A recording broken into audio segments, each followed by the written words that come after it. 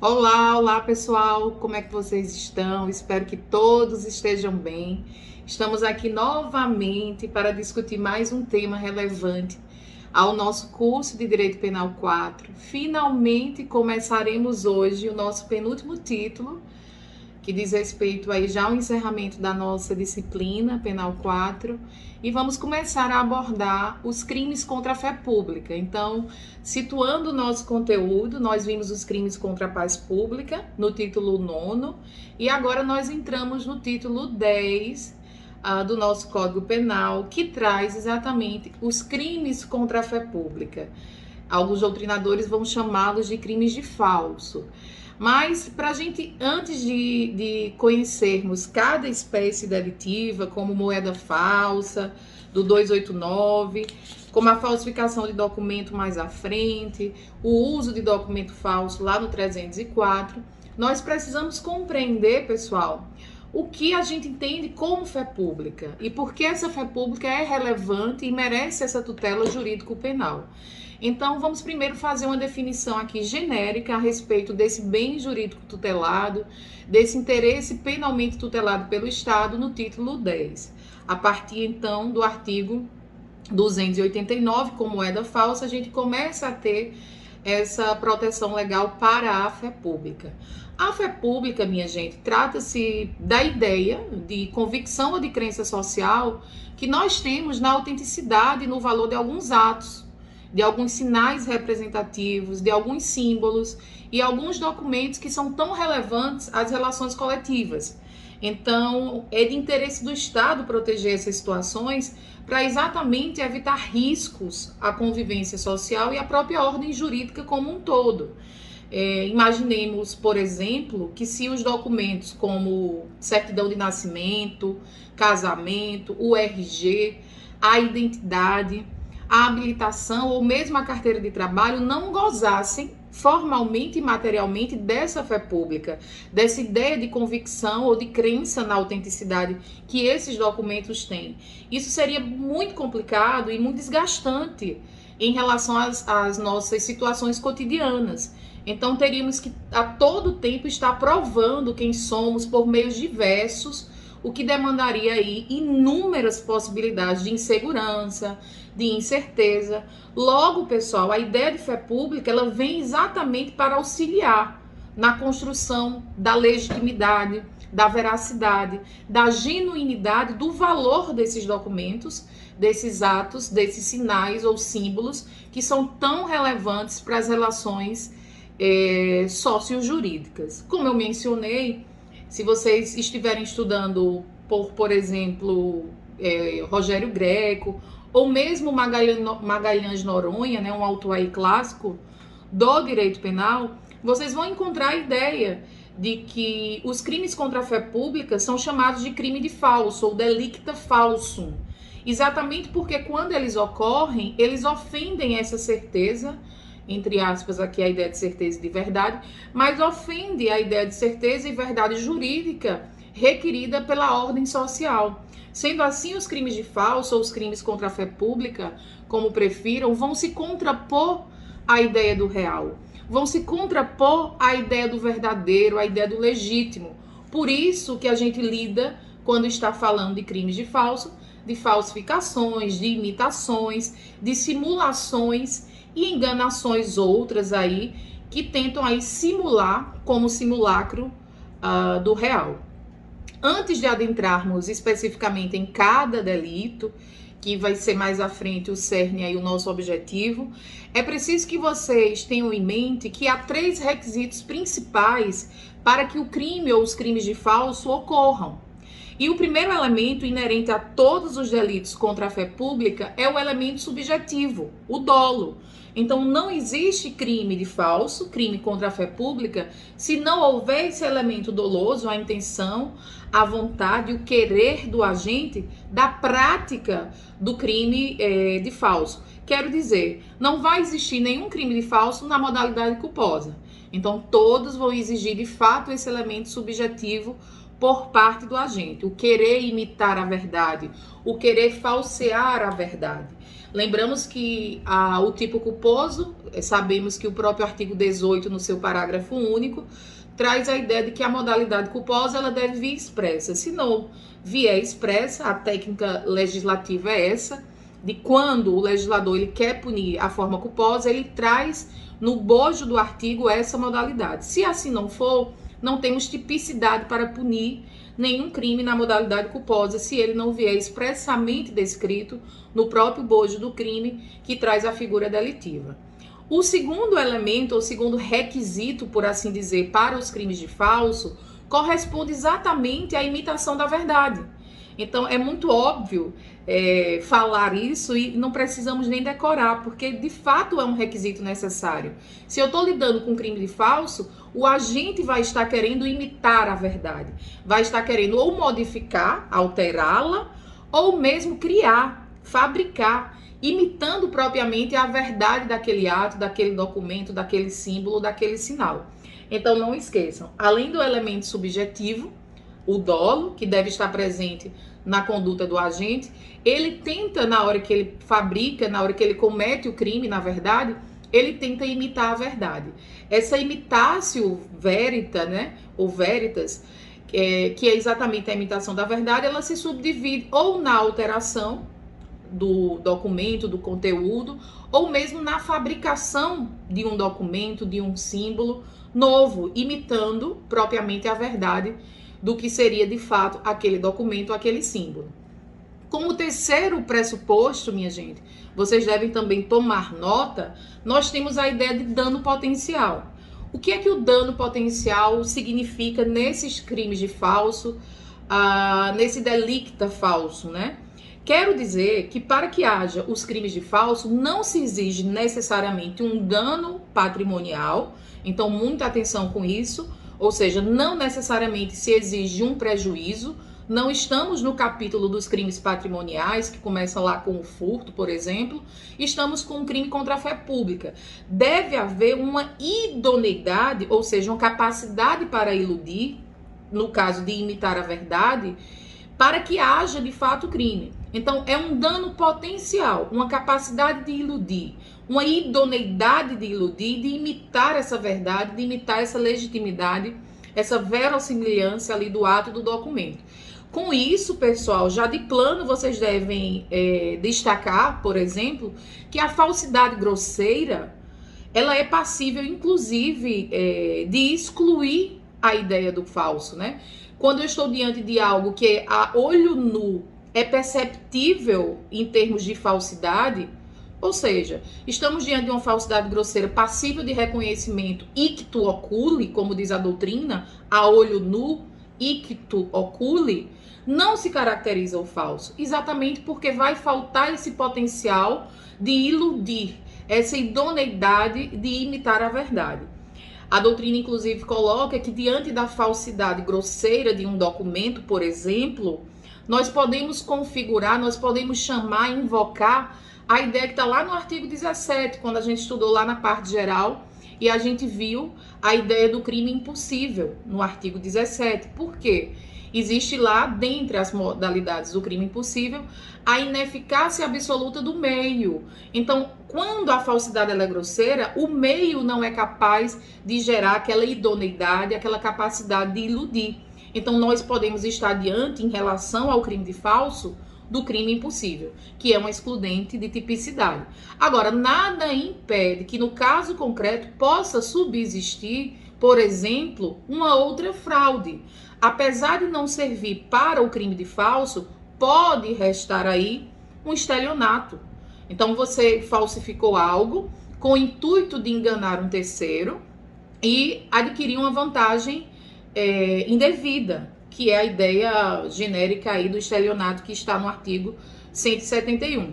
Apesar de não servir aquela falsificação para o crime de falso, porque é uma falsidade grosseira, quando você obtém a vantagem indevida enganando outra pessoa, mesmo que grosseiramente, isso pode gerar, pode restar, pode subsistir, como eu mencionei, o crime do estelionato, tá bom? Sobre a imitação da verdade ou do verdadeiro, É importante que a gente tenha em mente, como eu mencionei, as duas hipóteses. Então, vocês não podem esquecer. Eu posso imitar a verdade através da alteração dessa verdade, que é o que a doutrina vai chamar de imutatio veri, ou seja, é a mudança do verdadeiro. Altera-se o conteúdo, por exemplo, de documentos, de moeda verdadeiras, alteração, imutatio veri, e nós podemos ter a imitação mesmo da verdade, como eu falei anteriormente, que seria a imutatio veritas, quando o sujeito ele cria, ele fabrica, ele produz um novo documento, uma moeda nova falsa, formando de fato um novo objeto aí, imitando a verdade do objeto que seria o objeto legítimo. Então não vamos esquecer, nós temos o dolo, a imitação da verdade e o dano potencial como requisitos imprescindíveis para qualquer delito ou delicta falso, né? Os crimes de falso, os crimes contra a fé pública. Nós temos também, segundo a doutrina, alguns meios para gerar esse segundo requisito que eu estou falando aqui para vocês, que diz respeito à imitação da verdade. Um desses meios a doutrina vai chamar a contrafação. Contrafação é fácil de se entender. Contrafação é a fabricação. É a criação de fato material de uma coisa semelhante à coisa verdadeira. Então eu vou fabricar uma moeda falsa, né? Quem já assistiu o filme de Lázaro Ramos é o homem que copiava. Então se fabricava ali moedas semelhantes às verdadeiras, moedas falsas. O meio exatamente era a contrafação. Então contrafação é criação, é fabricação. É de fato a produção de uma coisa semelhante à verdadeira. A outra forma, eu já mencionei também, que seria a modificação, a alteração. Nesse meio de alterar, de modificar, nós temos só a transformação da coisa verdadeira, de modo a representar algo diverso da situação original. Então eu não estou criando, mas eu estou transformando, eu estou modificando, eu estou alterando, de modo que aquela alteração sirva para tornar diversa o contexto concreto, diverso do que seria o original, mas vai ter o condão, se tiver o condão ali, de fato gerar um dano potencial, essa alteração ela serve como meio para os crimes de falso. Nós temos ainda também a possibilidade de supressão como meio para imitação da verdade. E o que seria essa supressão? A supressão é fácil de se entender. É a destruição ou a ocultação propriamente da coisa, do objeto, para que a verdade então não apareça. É no sentido de fato de ocultar a verdade. Então eu posso suprimir algum elemento, destruindo ou ocultando a coisa ou o objeto, para de fato a verdade não aparecer. Então também eu estou prejudicando ali a ideia de legitimidade, de verdade daquele símbolo, daquele ato, daquele documento tão relevante às relações sociais. Temos ainda a possibilidade de meio para praticar o crime de falso, a ideia de simulação. Sim, a simulação, por exemplo, se a gente for lembrar da falsidade ideológica, que nós vamos detalhar mais à frente, essa simulação é quando eu vou alterar o conteúdo do documento. Então, o aspecto exterior formal, ele permanece autêntico. Eu vou estar diante de um documento, por exemplo, verdadeiro, mas o conteúdo ali vai ser um conteúdo similar ao que seria verdadeiro, mas vai ser um conteúdo falso. Então, na simulação, você geralmente vai ter o objeto, o documento, a coisa formalmente, né, externamente autêntica, mas o conteúdo ali presente vai ter uma modificação, vai ter uma simulação, portanto, vai ter uma falsidade através dessa simulação. Nós também poderíamos praticar esses crimes de falso, esses crimes contra a fé pública, a partir do uso, ou seja, quando eu tenho um documento falso e eu uso, como vai ser o caso do 304, que nós vamos ver mais à frente, uso de documento falso, esse uso também é meio para gerar essa imitação da verdade, porque de fato eu estou gozando, utilizando, usufruindo de um objeto que contém uma falsificação como se verdadeiro fosse. Então, como meio nós podemos ter, de modo resumido, a contrafação, a criação, a alteração, que é a modificação, a supressão, com a ocultação da verdade, a simulação com a alteração do conteúdo e a utilização desses documentos aí falsos para tentar dar ensejo a uma relação social de modo ilegítimo, de modo não próprio, porque eu estou usando exatamente alguma coisa que não tem correspondência, não é o original, tá bom? Vamos lembrar aqui, já que eu estou falando desses meios, vamos lembrar, pessoal, de 3 espécies principais de falsidade, tá? Então, vocês têm que colocar na mente de vocês que nós podemos ter falsidade material ou externa, falsidades ideológicas e falsidade pessoal. Quando eu estou falando de falsidade material ou externa, a imitação da verdade, ela vai ocorrer mediante exatamente a contrafação, ou alteração ou supressão. Então, eu vou imitar a verdade, criando, fabricando a coisa, o documento, ou vou alterar, modificar, por exemplo, inserir palavras em um documento, mudando seu conteúdo, ou vou suprimir, retirando dada expressão de um contrato, por exemplo.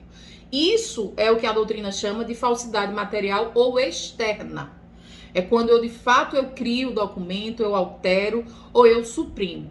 Já, por outro lado, a falsidade ideológica ocorre exatamente quando o documento ele é materialmente verdadeiro, ele é autêntico em seus requisitos extrínsecos. Por exemplo, a autoridade que o confeccionou é uma autoridade competente para fazê-lo, mas o conteúdo que está, o bojo ali do documento, é que tem o elemento da falsidade. Então, por um lado, há genuinidade formal, né, extrínseca, mas não há veracidade intelectual do conteúdo. E isso se dá exatamente pelo meio simulação. Por exemplo, alguém diz a um notário, a um agente lá do cartório, que está lavrando uma escritura pública verdadeira, de aquisição de um imóvel, por exemplo. E alguém, na hora que ele está lavrando aquela escritura pública, esse alguém declara um estado civil falso. Então, menciona ser solteiro, quando na verdade é casado. Então, vejam, o documento ele tem aquela genuinidade formal, ele é autêntico em seus requisitos externos, extrínsecos, porque a autoridade competente para fazê-lo, de fato, o fez, mas o conteúdo, aquela ideia intelectual, não tem veracidade. Então, estaremos diante do que a gente chama, doutrinariamente, de falsidade ideológica. Por outro lado, a terceira forma de falsidade é a falsidade pessoal. E essa falsidade pessoal refere-se exatamente aos atributos ou à qualificação da própria pessoa, como a idade, a filiação, a nacionalidade, a profissão. Imaginemos o caso de um sujeito que atribui a si mesmo a falsa identidade para obter uma vantagem em proveito próprio. Então, quando eu estou lidando ali com características inerentes à pessoa, às suas qualidades, às suas atribuições, nós classificamos doutrinariamente essa falsidade de falsidade material, tá bom? Eu queria lembrar para vocês que a falsidade material, perdão, eu disse material, mas era a falsidade pessoal, quando a gente está lidando, repetindo aqui, com atributos falsos inerentes à qualificação do próprio sujeito. Eu queria também lembrar para vocês que cada falsidade dessa, ela pode incidir, já que eu expliquei detalhadamente cada uma, sobre uma coisa em si. Então, vamos imaginar aqui, a falsidade material externa, ela de fato incide sobre a coisa. Então, ela é uma criação, uma contrafação, uma alteração da própria coisa. Já a ideológica, ela incide, a falsidade, sobre o conteúdo do documento. Já a pessoal, ela vai incidir sobre a qualificação pessoal. Então, só para a gente ter uma memória aqui, um contexto de memória mental mesmo, aqui de memorização mental, eu posso dizer que a falsidade material externa recai sobre a coisa, a ideológica sobre o conteúdo do documento e a pessoal sobre a qualificação pessoal. A imitação da verdade na falsidade material, como eu falei, ocorre, recapitulando, por contrafação, alteração, supressão. A falsidade ideológica se dá por simulação e a falsidade pessoal se dá pela atribuição de dados falsos, né, em relação àquela qualificação pessoal. Então, não esqueçam dessas características genéricas que todos os crimes aí do título 10, dos crimes contra a fé pública, podem sofrer. No capítulo 1, pessoal, a gente vai estudar da moeda falsa, que está no artigo, quem tiver com o código pode abri-lo, que está no artigo 289, e esse capítulo primeiro ele vai da moeda falsa até o artigo 292.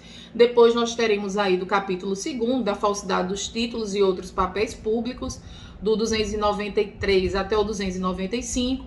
Damos sequência ao capítulo 3º, da falsidade documental, aí relevantíssimo o capítulo 3º, porque nós vamos ter falsificação de documento público, de documento privado, o uso de documentos em geral no 304, e vai do 296 exatamente a falsificação dos documentos e acaba no 305. Só para a gente localizar aqui genericamente o título. E o último capítulo a gente tem outras falsidades e se encerraria aí do 306 até o 311, tá? Na aula de hoje, é interessante que vocês abram o código para a gente dar início ao primeiro crime contra a fé pública, o primeiro crime de falso. E esse crime tem nome iuris, o nome do delito, moeda falsa, artigo 289. A conduta típica, eu vou ler aqui o artigo para vocês, para que a gente entenda exatamente, está dentro daquela ideia que eu falei de contrafação, de alteração. Então, vamos entender o título, o artigo, né? O 289, moeda falsa. Falsificar, fabricando-a ou alterando-a, a moeda metálica ou papel moeda em curso legal no país ou no estrangeiro. Pena de reclusão de 3 a 12 anos e multa. Então, vejam que tem uma certa relevância aqui pela própria gravidade da pena.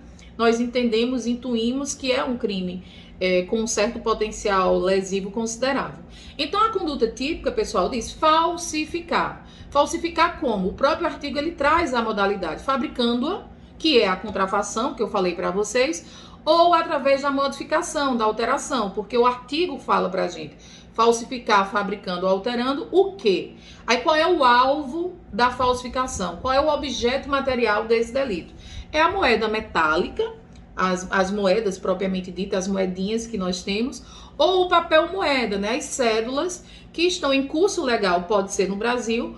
Também não deixa de ser crime a falsificação dessas moedas metálicas ou papel moeda de outros países, né? Porque o artigo ele fala papel moeda ou moeda metálica em curso legal no Brasil ou no estrangeiro. Então vejam que o potencial aqui lesivo atinge tanto moedas que estão em curso agora no país, como no nosso caso é o real, como também abarca o tipo penal moedas estrangeiras. Então, recapitulando, aqui é um crime de elevado potencial ofensivo, afinal a pena é de reclusão de 3 a 12 anos. E nós temos ainda no parágrafo 1º, pessoal, que eu vou ler agora para vocês, uma forma equiparada de praticar essa ideia de moeda falsa. O parágrafo 1º diz para a gente o seguinte: nas mesmas penas incorrem quem, por conta própria ou alheia, importa ou exporta, adquire, vende, troca, cede, empresta, guarda ou introduz na circulação moeda falsa. Então, a ideia aqui da equiparação do legislador, ou seja, ele traz ainda, além de falsificar, fabricar e alterar, ele traz também, incorre na mesma pena quem importar, exportar, adquirir, vender, trocar, ceder, emprestar, guardar e introduzir na circulação, colocar para circular ali na economia aquela moeda falsa.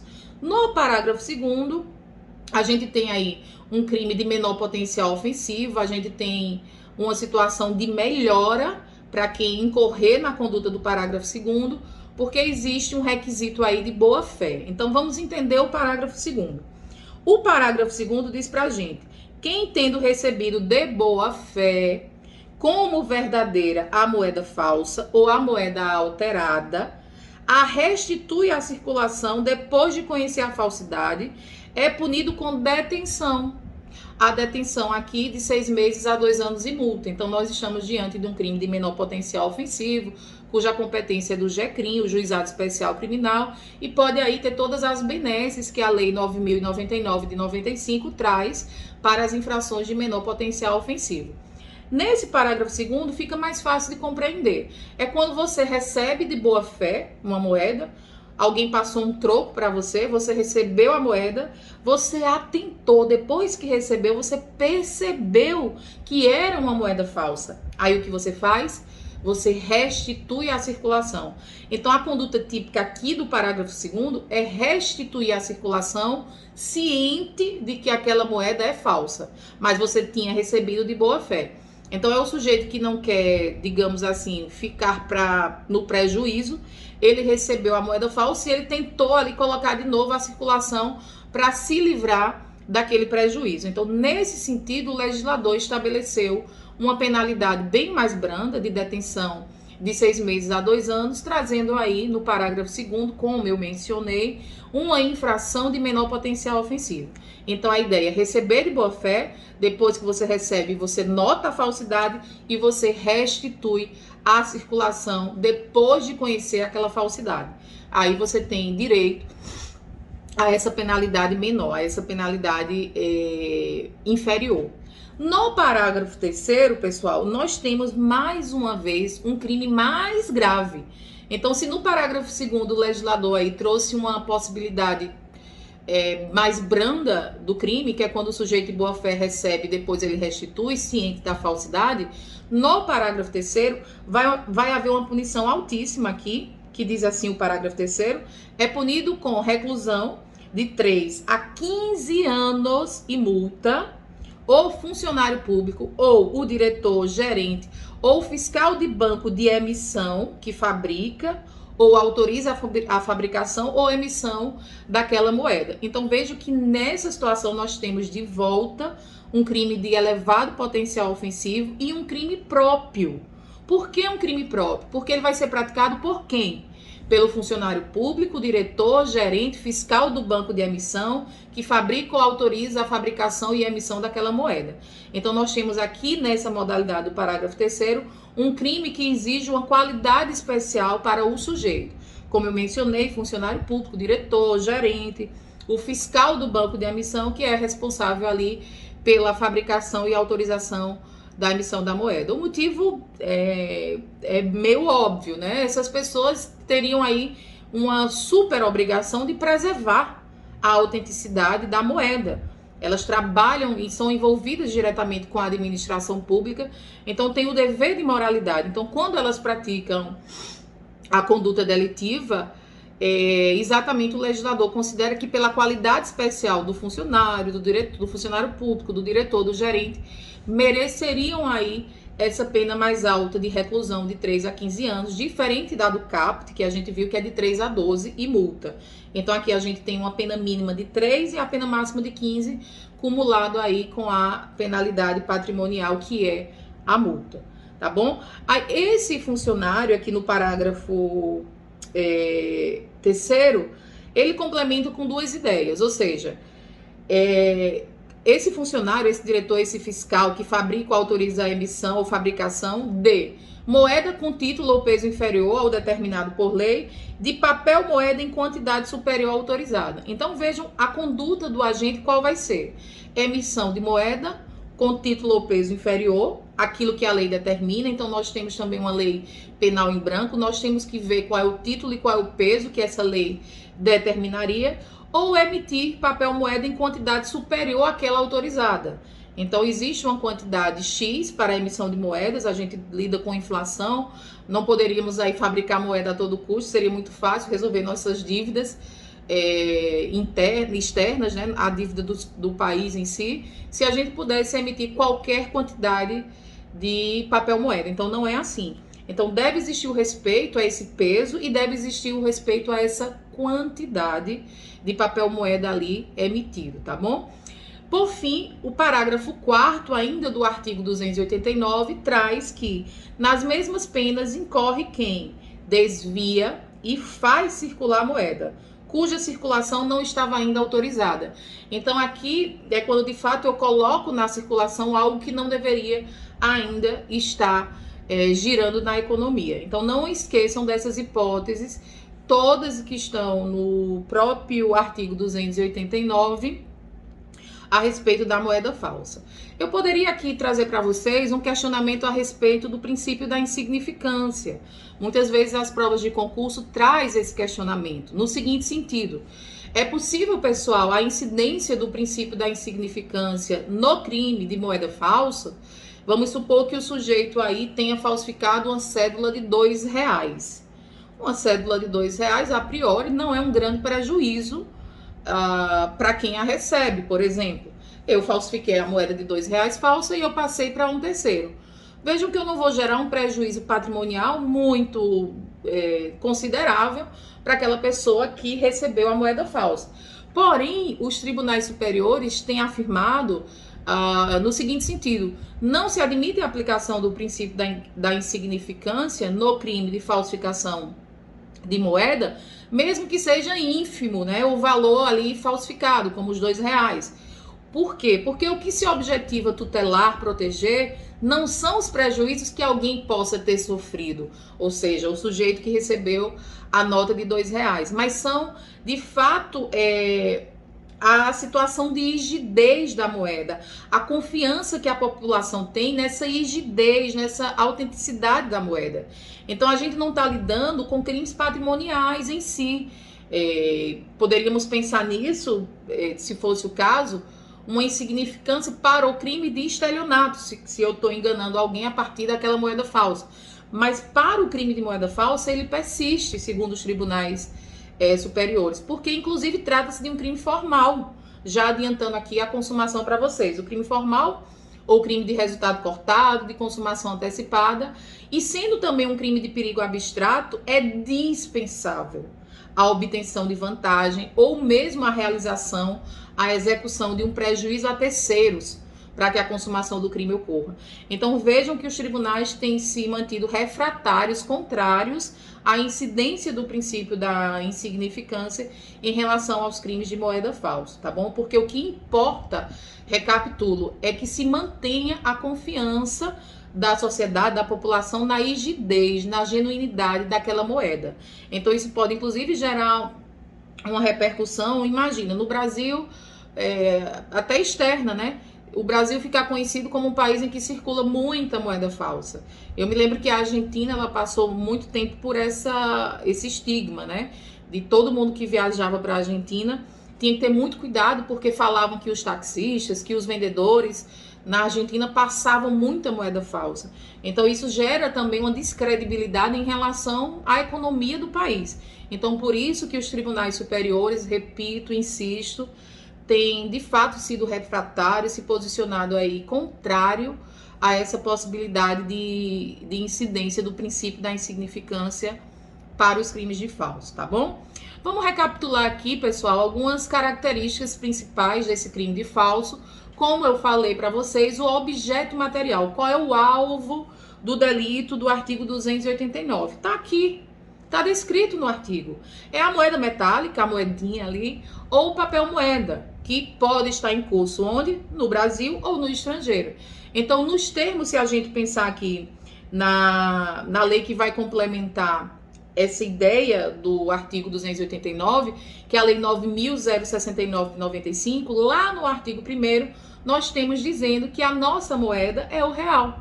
Então, a recusa, inclusive, de moeda em curso legal, ela configura uma contravenção que está no artigo 43 do decreto 3.688 de 41, que é a lei de contravenção penal. Então eu tenho que garantir a rigidez para que esse real circule, sem que haja prejuízo para essa imagem da moeda do país ou do estrangeiro. Então lembrem-se disso. Não abarca, é importante também mencionar, outros documentos, tá? Que não seja a moeda metálica ou o papel moeda.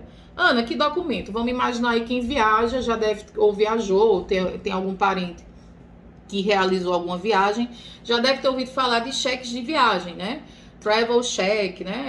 A ideia ali de você ter um cheque propriamente de viagem, ou se tiver um outro padrão monetário extinto, por exemplo, o cruzeiro, isso não está abarcado pelo objeto material do capítulo do crime do 289, porque nós estamos lidando especificamente com moeda metálica ou com papel moeda.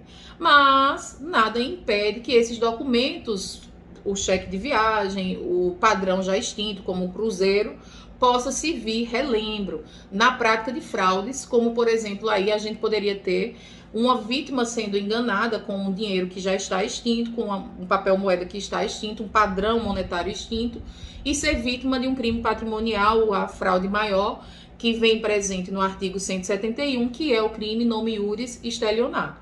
Então, apesar de não subsistir a moeda falsa do 289, nada impede que a utilização desses outros documentos, cheque de viagem, moedas extintas, possam aí configurar uma fraude e gerar aí uma vítima de um crime patrimonial, do crime de estelionato, tá bom? Lembro para vocês que a emissão de moeda é uma atribuição do próprio Congresso Nacional, com sanção do presidente da República. Se a gente abrir aí o artigo 48, lá no inciso 14 da Constituição Federal, a gente tem os limites de emissão de moedas. Então, eu reporto vocês para a leitura desse artigo 48, lá no inciso, especificamente o inciso 14 da Constituição, que vai dispor sobre esses limites. Agora, a competência para a emissão é de fato da União, vai ser exercida pelo Banco Central, como nós sabemos. A própria Constituição, também lá no artigo 164, caput, traz ali condições e limites, né, para que haja a autorização do Conselho Monetário Nacional e haja a emissão dessa moeda. Quem tiver interesse, dá uma lida. Existe a Lei 4.595 de 64, lá no artigo 10, no inciso 1, traz mais disposições sobre essa autorização aí do Conselho Monetário Nacional, tá bom? A fabricação, como sabemos, é exclusiva da Casa da Moeda. Isso vem também definido por lei, lá no artigo 2º caput da Lei 5.895 de 73, a gente tem a ideia de que essa fabricação é exclusiva, como nós sabemos aí, da Casa da Moeda, né? Sobre as condutas, eu queria mais uma vez frisar, porque é importante que a gente relembre os meios, né, para gerar a imitação da verdade. Nós temos aqui no caput a ideia de falsificar. Falsificar é como eu mencionei no início, é imitar, é reproduzir ou modificar a moeda em curso obrigatório no país ou no estrangeiro.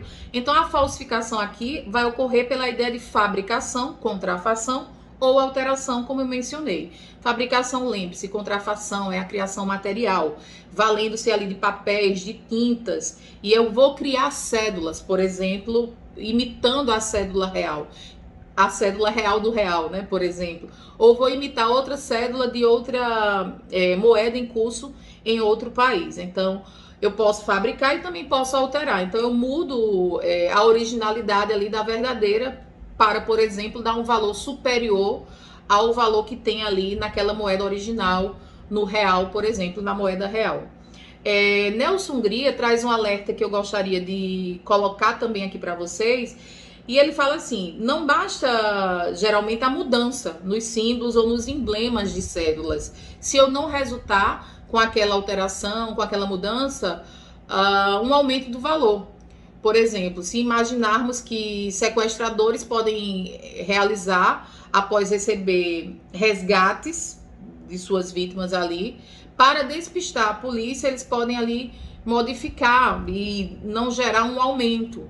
Ou casos raros de diminuição de valores. Então, Nelson Hungria chama a nossa atenção para que essa mudança resulte no aumento do valor da moeda e não numa diminuição, tá bom? O que geraria, de fato, um prejuízo à rigidez dessa moeda em curso no país ou no estrangeiro. Eu queria que vocês, que estão acompanhando aí pelo Código Penal, abrissem o artigo 290, que fala crimes assimilados ao de moeda falsa. Eu vou ler aqui para vocês, para que a gente possa fazer, inclusive, um comparativo, né, uma distinção em relação ao artigo 289. Então, o artigo 290 traz para a gente a seguinte ideia: crimes assimilados ao de moeda falsa. Artigo 290 diz: formar cédula, nota ou bilhete representativo de moeda com fragmentos de cédulas, notas ou bilhetes verdadeiros, suprimir em notas, cédula ou bilhete recolhido para fim de restituição à circulação, suprimir o sinal indicativo de inutilização, ou ainda restituir à circulação cédula, nota, bilhete em tais condições, já recolhidos para fins de inutilização. A pena é de 2 a 8 anos e multa. Vejam que no artigo 289, né, de moeda falsa, a gente tem ali uma referência à inserção em papel moeda de números e letras retirados de outra cédula igualmente verdadeira para aumentar o valor. Aí é o que vai gerar a falsidade. Então, repetindo aqui a ideia, eu vou inserir no papel moeda, né, números, letras retirados de outras cédulas igualmente verdadeira para aumentar o valor, que vai gerar a falsificação. Então, alguém retira da nota de R$100 dizeres e insere numa nota de 2. Já em relação ao crime assimilado ao de moeda falsa, se o agente forma uma cédula com fragmentos de cédulas outras verdadeiras, estaremos diante do artigo 290 caput na primeira figura, por exemplo. Se a gente imaginar, alguém forma uma nota de 100 com metade da nota de 100 e outra com metade da nota de 2, formando uma nova cédula. Então vejam como é diferente. Eu vou pegar fragmentos, vou juntar para gerar uma nova cédula. Aí nós temos o artigo 290. No primeiro não. Eu vou ali, ó, fazer a inserção de, por exemplo, números, letras, para gerar uma falsidade naquela cédula. Então existe uma diferença aqui, tranquila de ser vista, entre esses dois crimes, tá bom? Algumas outras características ainda sobre o 290. Nós poderíamos falar que é um crime comum, né, exceto no parágrafo 3º, como eu mencionei, porque existe lá a qualidade específica do sujeito ativo, funcionário público, diretor, gerente, inerente ao banco de emissão. A consumação do crime de moeda falsa, como eu mencionei, eu recapitulo aqui, consuma-se com a própria falsificação, fabricação, contrafação, alteração, com o potencial de dano para iludir, porque a gente sabe que a falsidade grosseira icto oculi pode gerar o quê? O crime impossível. Então, mesmo que não se coloque em circulação a fabricação, a alteração para o caput, por exemplo, já consuma o crime. Então, é um crime formal de resultado cortado ou de consumação antecipada. É possível a tentativa, sim, mas eu destaco aqui que a posse ou a guarda de instrumentos destinados a essa contrafação, a essa fabricação da moeda, pode configurar um outro delito que o legislador estabeleceu lá no artigo 291, e eu já aproveito para trazer para vocês a dicção do legislador a respeito desse crime. É o crime chamado petrechos para falsificação de moeda. Fabricar, adquirir, fornecer a título oneroso ou gratuito, possuir ou guardar maquinismo, aparelho, instrumento ou qualquer objeto especialmente destinado à fabricação de moeda. Então, muito cuidado, o guardar, o ter em posse instrumentos que vão gerar a falsificação já é um crime por si só. É o crime do artigo 295. Agora, se você tem um maquinismo e fabrica a moeda, aí nós estamos diante do artigo 289 da fabricação de moeda falsa. Então, muito cuidado com essa ideia o que seria um ato preparatório, ter os instrumentos, tornou-se um crime autônomo previsto no artigo 295, que é exatamente ter esses petrechos, esse maquinismo, esses instrumentos para a falsificação de moeda, tá bom? Então, só o guardar, o ter esse maquinismo aí, já configura o crime do 291. Agora, nada impede que haja tentativa. O sujeito já está imprimindo uma cédula e alguém impede que aquela cédula se conclua. Então, admite tranquilamente a CONATES a tentativa aí do artigo 289. Gente, esses crimes de falso, eles são crimes que são taxados, classificados doutrinariamente como crimes não transeuntes, ou seja, crimes que deixam vestígios, e deixam vestígios de ordem material mesmo. Então, é imprescindível que haja uma perícia para a comprovação da materialidade. Então, reclamam esses crimes aí, aquele exame famoso, o exame de corpo e de delito. Se vocês abrirem o Código de Processo Penal, vocês vão ver lá no artigo 158 do CPP, do Código de Processo Penal, essa ideia da necessidade de perícia do exame de corpo e de delito para comprovar um dos requisitos da justa causa, que é exatamente a prova da materialidade. Então, não esqueçam que a perícia vai ser imprescindível para verificar, de fato, a falsificação ou não da moeda. Se eu não tenho essa perícia, se eu não comprovo a materialidade, dificilmente eu vou ter aí como prosseguir com a ação penal. que é uma ação penal, diga-se de passagem, pública incondicionada. Então, o Ministério Público, o parquê, é o titular, a pessoa legítima para ingressar com a denúncia, tá bom? Vocês poderiam me perguntar, Ana, fala um pouco aí da competência, né? A competência da Justiça Federal, por motivos óbvios, né? Ofende o interesse direto da União, que está relacionado à emissão da moeda. Então, se a gente lembrar o artigo 109, lá no inciso 4º da Constituição, a gente tem falando que quando temos o interesse da União, a competência aí para processar essas ações é da própria Justiça Federal. Voltando para a figura, por assim dizer, benéfica do crime, né, mais benéfica do crime em relação à pena, que é o parágrafo... Perdão, voltando aqui especificamente para o parágrafo 1º, que é aquela conduta equiparada, vocês poderiam me perguntar assim, Ana, aqui no parágrafo 1º eu tenho, nas mesmas penas incorre quem, por conta própria ou alheia, importa ou exporta, adquire, vende, troca, cede, empresta, guarda ou introduz. Vejam que eu não estou falando aqui no parágrafo 1º de fabricação, de falsificação. Eu estou falando de importar o que já foi falsificado, de exportar o que já foi falsificado, adquirir, vender, trocar, ceder, emprestar, guardar ou introduzir na circulação. Então, eu poderia questionar aqui de vocês, ou uma prova poderia solicitar essa ilação, né, esse pensamento crítico. O falsário, minha gente, pode figurar aqui, nesse parágrafo 1º, o que é que vocês acham? Eu não falei em fabricação, em contrafação, eu não falei em alteração. Então, de plano, a gente já exclui aqui o falsário. Ele não pode figurar no parágrafo 1º porque ele responde somente pelo caput. Então, quem falsifica está no caput, né? Caso ele falsifique e ainda não pratique as outras condutas, ele fica tão somente no caput. Essas outras condutas são posteriores à falsificação. O que a gente vai chamar, quando a gente estuda conflito aparente de normas, né? Princípio da consunção, a gente chama de pós-facto impunível. Então, se eu falsifico e depois eu cometo alguma das condutas do parágrafo 1º, é importante que o juiz classifique minha conduta como de falsário, do caput. Então, quem falsifica e mais coloca em circulação, importa, exporta, adquire, vende, troca, deve ter a sua conduta ali classificada pelo caput como falsário e não pelo parágrafo 1º, que exclui aqui a figura do falsário, tá bom? Então, poderia perguntar assim, e o que é a circulação de moeda que vem presente, né? Porque nas mesmas penas incorre quem por conta própria alheia importa, exporta, vende, troca, adquire, guarda ou introduz na circulação moeda falsa. Então, o sujeito que ele não falsifica, mas ele coloca na circulação, ele vai para o parágrafo 1º. O sujeito que falsifica, ele fica no caput. Então, não esqueçam dessas hipóteses. Nesse parágrafo 1º, o interessante é que a consumação, ela não se dá com a falsificação, ela se dá com a própria circulação.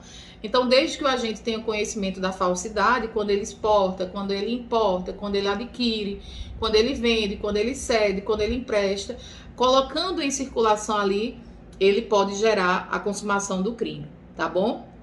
Em relação à classificação dos verbos núcleos, nós podemos ter aqui um crime taxado pela doutrina de um tipo misto alternativo, ou um crime de ação múltipla ou de conteúdo variado, porque a lei traz exatamente vários núcleos e a prática de mais de um verbo aqui presente, né? Se você pratica mais de um verbo, não vai configurar, evidentemente, aí, se eu estou diante de um crime misto alternativo, não vai gerar o famoso concurso de crimes. Quero dizer, se além de importar, eu, por exemplo, empresto, eu pratico dois crimes na figura equiparada? Não. Eu pratico um crime só, porque é um tipo penal misto alternativo. Então, não esqueçam também dessa classificação para não confundir, numa situação pontual, o sujeito que, no mesmo contexto fático, praticar mais de um verbo núcleo, ele não incorre em dois crimes de falsidade de moeda, ele incorre em um crime só. Por quê? Porque é um tipo penal misto alternativo, então no mesmo contexto fático, em relação ao mesmo objeto material, a gente não tem a ocorrência de pluralidade de condutas criminosas, mas a gente tem, a contrário senso, um crime único. Só para a gente também não deixar de falar, como eu ia mencionando, aquela figura privilegiada lá do parágrafo 2º, ou seja, quem tenha recebido de boa fé como verdadeira, e depois que viu que era falsa ou alterada, restituiu à circulação. Ou seja, eu conhecia a falsidade, vou ser punida aí com a pena menor de 6 meses a 2 anos, é uma infração do menor potencial ofensivo, mas deve existir, pessoal, um dolo direto. E o dolo direto está evidenciado na própria figura privilegiada. Como assim, professor, esse dolo direto? Há um dolo direto que vem claro na própria expressão do legislador. Depois de conhecer a falsidade, coloca-se em circulação. Então, não esqueçam que nessa figura privilegiada, o dolo ele é direto. Eu sei, eu recebi de boa fé, percebi que há falsidade e eu devolvo, eu restituo a circulação. Significa receber o dinheiro ou o valor achando que é verdadeiro e depois repassar de má fé. Então, é o repasse que é de má fé. É o repasse que tem o dolo direto, porque você teve conhecimento que não era verdadeiro e você quis se livrar e restituiu a circulação. Nessa situação, a consumação ocorre no momento em que o agente ciente dessa falsificação restitui aí a circulação. É possível a tentativa, eu percebi que a moeda era falsa, estou tentando restituir, alguém me impediu de restituir a circulação. Tentativa da figura aí privilegiada. Para a gente também só recapitular e fechar aqui as ideias, na forma qualificada, podemos chamar o parágrafo 3º de forma qualificada, afinal tem uma pena superior à pena do caput, né? A pena do caput nós temos de 3 a 12, a pena da forma que eu estou chamando aqui de qualificada do parágrafo 3º tem uma penalidade de 3 a 15 anos. Nós estamos diante, como eu mencionei, de um tipo penal especial em relação ao sujeito, de um crime próprio. Sim, próprio ou especial, exatamente porque os sujeitos são funcionário público, diretor, gerente fiscal do banco de emissão. A conduta aqui, pessoal, é fabricar ou autorizar a fabricação ou emissão. De quê? De moeda com título ou peso inferior, como eu mencionei, ou de papel moeda em quantidade superior àquela quantidade autorizada. Então, não esqueçam, o direito penal vai elevar exatamente o potencial ofensivo, tendo em vista esses sujeitos.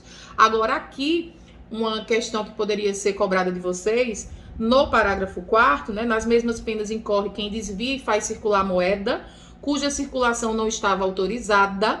Nesse parágrafo 4º, muita atenção, a moeda é verdadeira. A ilicitude desse parágrafo 4º não recai na falsificação. Eu estou lhe dando, quem desvia e faz circular moeda, cuja circulação não estava autorizada. Então, a moeda aqui, reafirmo aqui para que vocês tenham em mente, não é falsa. A ilicitude vai recair na forma, ou na quantidade de fabricação, ou de emissão, ou no destino que eu estou conferindo, ou no momento em que ela é colocada em circulação. Mas eu não estou lidando especificamente aqui no parágrafo 4º com falsificação, tá bom? Essas eram as considerações que eu gostaria de realizar com vocês a respeito do primeiro crime de falso, que traz exatamente a falsificação de moeda. Dando sequência ao nosso conteúdo e detalhando um pouquinho mais o artigo 290 que eu falei para vocês, que tem nome URIs, crimes assimilados ao de moeda falsa. A gente tem aqui a ideia de formar cédula, nota ou bilhete representativo de moeda, com fragmentos de cédulas. Com fragmentos de cédulas, notas ou bilhete verdadeiros. Então, vejam, eu vou pegar fragmentos verdadeiros para formar a cédula. É a primeira conduta. Depois eu tenho uma segunda conduta, que o próprio artigo traz. Suprimir em nota, cédula ou bilhete já recolhidos, ou seja, eu tirei da circulação algumas notas, e depois eu vou suprimir para restituir à circulação o símbolo que vinha indicando a inutilização daquelas cédulas já recolhidas, já tiradas de circulação. Então, vamos supor que uma cédula tem um carimbo lá de inutilização. Eu tiro aquele carimbo, eu suprimo aquele carimbo de inutilização e restituo à circulação. Então, o legislador ele diz, suprimir nota, nessa segunda forma, né? Suprimir nota, cédula ou bilhete recolhido para fim de restituir, então tem o dolo específico, eu estou suprimindo o sinal para restituir à circulação, aquele símbolo que gerava uma inutilização. Por último, nós temos uma terceira forma delitiva, uma terceira conduta típica, que é restituir à circulação cédula, nota ou bilhete em tais condições ou já recolhido para fim de inutilização. Então vejam que aqui é um complemento à própria ideia anterior. Você pode suprimir o símbolo ou simplesmente você pode aqui restituir à circulação uma cédula aí já recolhida para fins de inutilização sem necessariamente suprimir. Então, só em suprimir nós temos a segunda forma, e colocar em circulação algo já recolhido também configura o crime. A pena é de reclusão de 2 a 8 anos e multa, tá bom? Vamos ventilar para a gente fixar a ideia algumas hipóteses. Então, eu vou ter aqui fragmentos, pedaços de uma nota verdadeira ou de notas verdadeiras, como eu mencionei anteriormente. Eu pego metade de uma de 100, metade de uma de 2 e crio a contrafação, a criação, a fabricação de uma outra. Então, eu pego outra que tem na segunda conduta do suprimir, né? Eu pego uma nota que tem um dado carimbo de inutilização, retiro aquele carimbo com o intuito de colocar em circulação. Então, eu tenho a supressão do carimbo com um fim específico, com um dolo específico, com um elemento subjetivo específico, qual seja, restituir à circulação. Ou uma última hipótese que se coaduna com a terceira conduta prevista pelo legislador no artigo 290, que é devolver à circulação uma cédula que deveria ser inutilizada. Então, coloco de volta em circulação aquela cédula que não deveria mais estar circulando, tá bom? Vejam que o legislador ele fala cédula, nota ou bilhete representativo de moeda. Ele não fala em moeda metálica, né? Então não há tipicidade quando você junta moedas metálicas ali. A gente não pode fazer analogia em Malamparte, vamos lembrar da ideia de legalidade, do princípio da legalidade. Se o legislador só falou cédula, bilhete ou nota representativo, não colocou moeda metálica, nós não temos como alargar a tipicidade do artigo 290 a esse objeto material, moeda metálica, que está no 289, mas não está no artigo 290. Relembro para vocês, a mesma ideia de falsidade grosseira se aplica aqui, ou seja, se é uma falsidade grosseira perceptível, ictu oculi, né, perceptível a olho nu, nós podemos estar diante do famoso artigo 17, que traz o crime impossível pela ineficácia absoluta do meio de gerar aquele dano potencial, aquela idoneidade de iludir, aquela capacidade de iludir, tá? O dolo aqui, a gente tem um dolo genérico para duas condutas, a primeira e a última. Especificamente no suprimir o carimbo, nós temos um fim específico, que é eu suprimo para restituir a circulação, e a consumação, imaginemos aqui a primeira forma, que é a formar cédulas, né? Ocorre exatamente quando você realiza a contrafação, a criação da novas cédulas com os fragmentos de cédulas verdadeiras. Na segunda conduta, muito fácil, quando você suprime o próprio carimbo com o intuito de restituir. E na terceira é quando você de fato restitui ao mercado, à economia, aquela falsificação, tá bom? A tentativa ela é perfeitamente possível, admite-se, é um crime plurissubsistente, então não tem muito o que se questionar. Na hora que o sujeito está formando uma cédula, pode ser interrompido. Na hora que ele está suprimindo o carimbo, ele pode ser interrompido. Então a tentativa é de fato possível, tá bom? Eu queria dizer para vocês também que a ação penal ela é pública incondicionada. Então nós estamos diante aqui, mais uma vez, de um crime cujo o interesse é do próprio Estado de processar e de denunciar o agente, tá bom? Já no crime do 295, que é o crime de petrechos de falsificação, nós temos que ter muito cuidado aqui. A ideia do próprio crime de petrechos de falsificação, de fabricar, adquirir, fornecer a título oneroso ou gratuito, possuir ou guardar maquinismo, significa exatamente quando o agente ele pretende ali reunir os meios para uma futura falsificação. Então, nós estamos lidando aqui com um crime que traz um conjunto de peças, de aparelho, de instrumentos que podem levar especificamente aí a essa falsificação, tá bom? É um crime que vai se consumar quando, dependendo da situação, porque o artigo fala fabricar, adquirir, fornecer. Então, eu posso fabricar, né, o próprio material que vai servir para a falsificação. Eu posso adquirir, comprar esse material, então na hora que eu compro, na hora que eu fabrico, na hora que eu forneço, na hora que eu possuo, na hora que eu guardo. Então, dependendo da conduta, nós vamos ter aí um tipo de consumação específica para o delito, tá? Não esqueçam que a priori esse seria um crime aqui que configuraria a ideia de ato preparatório, né, para a futura falsificação, mas que por si só o legislador achou por bem torná-lo crime e conduta autônoma, tá bom? A respeito da ação penal, nós temos mais uma vez a mesma ideia, ação penal pública incondicionada, e a competência também desses crimes aí é da Justiça Federal. Já falei para vocês que o artigo 109, lá no inciso 4 da CF, traz para a gente essa ideia de que quando é um interesse da União, o processamento, o julgamento se dá na esfera da Justiça Federal. Tá bom?